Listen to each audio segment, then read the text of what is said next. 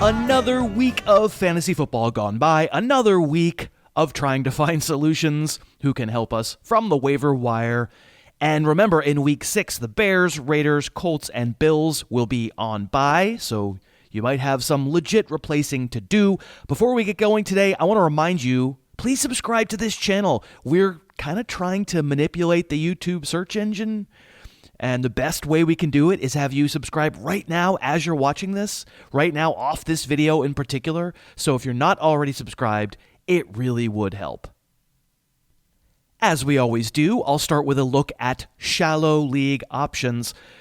And kids, there aren't really any good shallow league options this week. Nobody I look at and say, wow, all right, if circumstances turn the right way, that dude could really be a starter on my 10-team league. I don't know. As always, remember the ownership percentages here are Yahoo standard leagues. There are no players here to get that excited about. Hardman only continues to have any appeal at all if Sammy Watkins sits and Tyreek Hill sits. Jalen Samuels comes off his one good game in week 4, disappears in week 5. D.D. Westbrook, a favorite of mine talent-wise, but DJ Chark is a way better bet right now. Doesn't seem like Rashad Penny's chance is coming anytime soon. I mentioned Robbie Anderson here. I mean, he gets some value back when and if Sam Darnold ever comes back from mono. It's really hard to roster Robbie Anderson in a shallow league until that happens. And then here's the deeper league list. You know it's not a great week when 2 tight ends head the waiver list, but they both have something to recommend them. Chris Herndon will be off suspension this coming week. And as with Anderson, he needs to get Darnold back soon, but if he does, there is actual fantasy starter appeal there. I'll get to Gerald Everett in just a little bit. Hilliman is on this list as an emergency ad for Saquon Barkley and Wayne Gallman owners, sort of a break glass in case of emergency kind of player for Thursday night's game against the Patriots if you're basically dead without a warm body at running back. I'll talk about Madison in a moment as well, and then I put Byron Pringle here for the same reason Hardman is still on the other list. You don't want to blow any fab on Pringle, but if the Chiefs are down their 2 big receivers week 6 against the Texans, Pringle would have a chance to make a couple of big plays, as he did Sunday night against the Colts. Okay, we'll be back in a second, and we'll watch a little game film on Everett and Madison.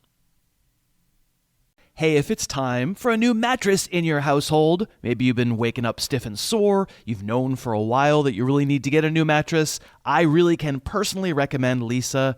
I've slept on a Lisa mattress for more than 4 years. I really love it. But of course, I'm also just some goofus on the internet. And just because a mattress is right for me doesn't mean it's right for you. That's why Lisa will ship a mattress direct to your door and give you 100 nights to sleep on your new mattress. And if it doesn't help you sleep better and you don't love it, return it. Get your money back after more than 3 months. No questions asked. And we can get you 15% off your new mattress. Go to lisa.com, use the promo code HarrisTube, and you'll be sleeping better in no time. And we thank Lisa very much for being such a great sponsor of this show. Okay, I want to start talking about Gerald Everett as a waiver ad by actually just talking about the Rams offense. This is a Todd Gurley run from Thursday night. Obviously, it is stuffed. It goes nowhere. Loss of 5. But let's rewind it and we'll try and figure out exactly what we're looking at. A lot of the time, when we're talking about the Rams' running game being stuffed, we talk about defenses doing what the Patriots did to them in the Super Bowl with 5 or 6 defensive linemen, stuffing every gap, just not allowing the run. That's really not what we see on this play. This is 4 down linemen. It's only 7 in the box. This is 2 tight ends for the Rams.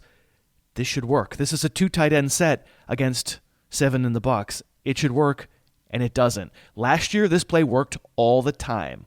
Okay, see how the linemen all fire out right at the snap? They head right, and that's outside zone. That's the bread and butter from the Rams offense from 2017 and 2018. A perfect fit for a one-cut power runner like Gurley, a perfect fit for play action. Most of what the Rams did the last 2 years was built off of this play working. All right, let's run it back again.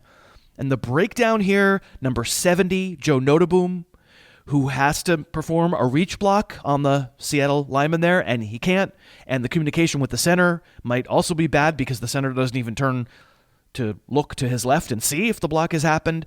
And these outside zone stretch runs aren't going to work when Todd Gurley is met 5 yards in the backfield.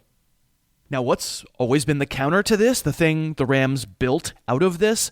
So this is an example of a pass to Gerald Everett where things work like they should. Play action off of the outside zone look.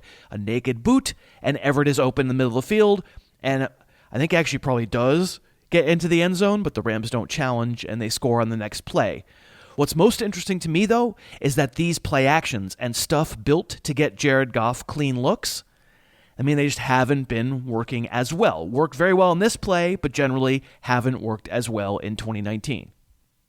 Now, really, no matter what looks the Rams are thrown out there for schemes, the defense is just on Jared Goff quicker. So the stuff that used to let him seemingly every down just stand there and wait for his wideouts to get open way down the field, there is less of that. He's under pressure quicker, and that's naturally going to potentially involve maybe someone like the tight end running a shallower route more frequently and getting targeted more frequently.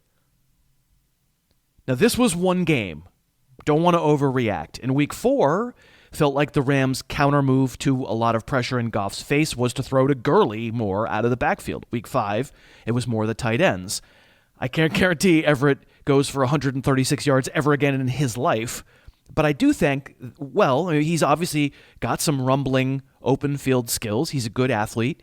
And maybe we are seeing an evolution in the Rams offense, or it's a devolution down from superhuman to human. I think if you've been scrounging at tight end, I think Gerald Everett could be worth a try. Okay, and the reason I put Alexander Madison on the waiver list is to remind you that handcuffs are a thing. We're going to show you a few nice plays from the Vikings win over the Giants on Sunday, where Madison obviously gets quite a lot of room to run and accelerate and actually do a decent Dalvin Cook impression with some power to stay on his feet.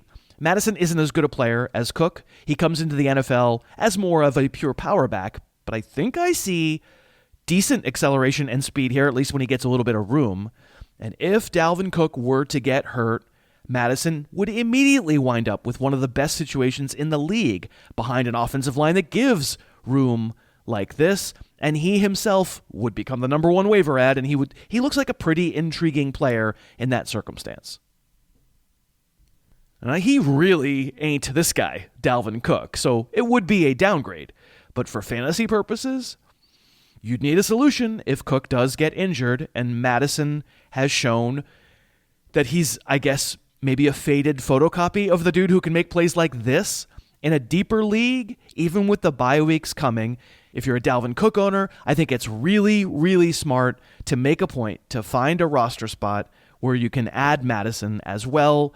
He's the number 1 handcuff in the fantasy football world right now. Thank you so much for watching. I will be updating the Week 6 best waiver ads on the podcast on Tuesday. You can find out all about the podcast at harrisfootball.com. Thanks so much for watching. Please, please, please smash that like button, write a comment, tell us who else you'd like to see us review film on, and of course, best of all, please subscribe to our channel and then click that little bell above the subscribe button and you'll be notified whenever we post a new video.